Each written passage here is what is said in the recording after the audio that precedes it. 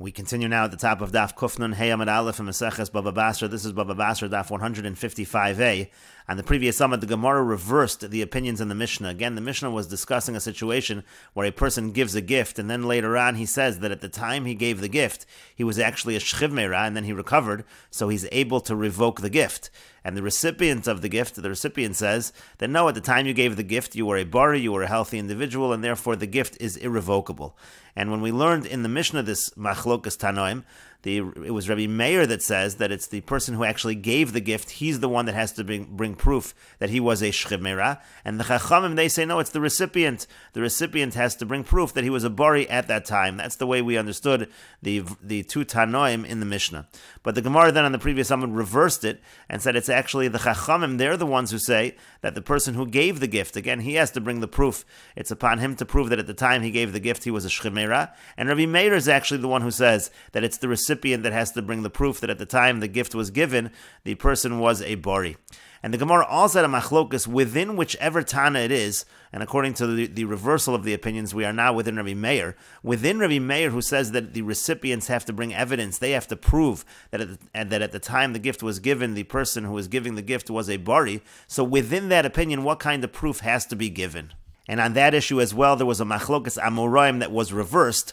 Initially, it was the opinion of Rabbi Yochanan that the person brings witnesses, and that's the only thing that the recipient can bring. He has to bring full evidence, full proof that, again, at the time the gift was given, the person who gave the gift was a bari. That was the initial opinion of Rabbi Yochanan, and the initial opinion of Reish Lakish was you don't need to actually bring witnesses. It's sufficient simply for the recipient to certify the document. And then the Gemara reversed it. The Gemara said that no, according to Rabbi Yochanan, actually document certification, if you just certify the shtar, that is sufficient, and it's Reish Lakish who says that witnesses are needed. And the Gemara then said, if we are reversing the opinions of Rabbi Yochanan and Reish Lakish, so should we also reverse one of the questions that was asked on the previous daf, on Kufnun Daled Amid Aleph? There was a question that was asked from a Brisa, and the way we had that version was Rabbi Yochanan asked a question on Reish Lakish from the Brisa. Again, the case of the Brisa was that you had a situation where a son, he sold property of his father's estate, and then he died, and then the brothers, the other sons of this father, they said, no, that sale was no good, we should keep the property. And the reason the sale is no good is because at the time that he sold the property, he actually was a minor.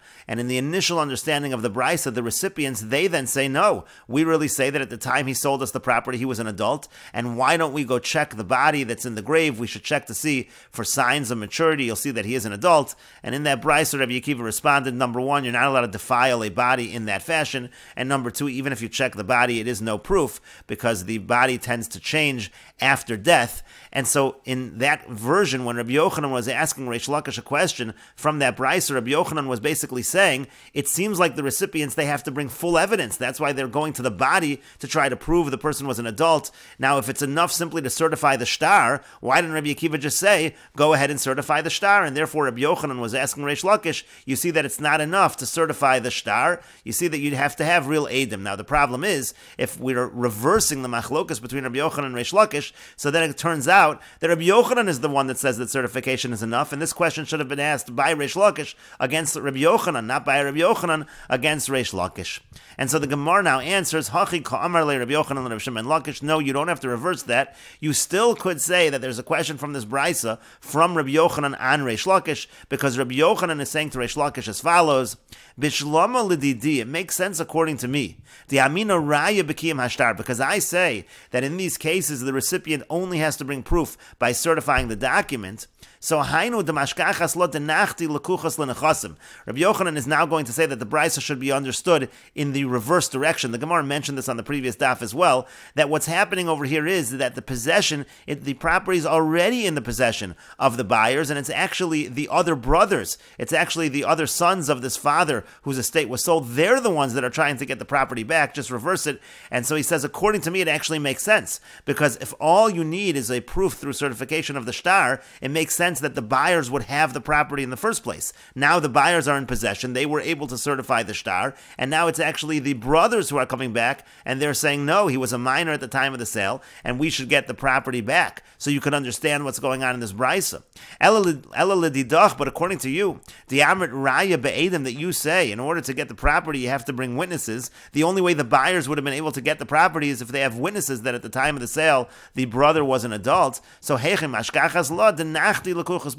would it ever have happened that the buyers ever would have gotten the property? And so therefore, again, it's Rabbi Yochanan asking the question on Reish Lakish. And the Gemara continues with Reish Lakish's response to Rabbi Yochanan. Amar le, Reish Lakish said back to him, he said back to Rabbi Yochanan, Modina lach be'ir de b'nei mishpach. In that case of the Bryce, I actually would agree with you, where it's just the family members who are protesting. So over there, actually we would say that the Lekuchos can take the property even without bringing Eidim, even without bringing witnesses. Why? The lav iru, because the protest of the family members is considered meaningless. It's nothing. When they say that this brother of theirs was a minor, that's not even a good claim. Because Ma'ika Amri, what are they saying? Katan Haya. They're saying he was a minor at the time of the sale. Chazaka ein ha'edim chosman al ashtar. We have a presumption that witnesses would not sign a shtar elim ke nasa gadol unless the person was a gadol. So there is a default assumption that he was a gadol. Therefore, the lekuchos are able to take the property, and it is no question on Reish Lakish at all. And the Gemara continues, Itmar, it was stated, Katan, when it comes to a minor, at what point in time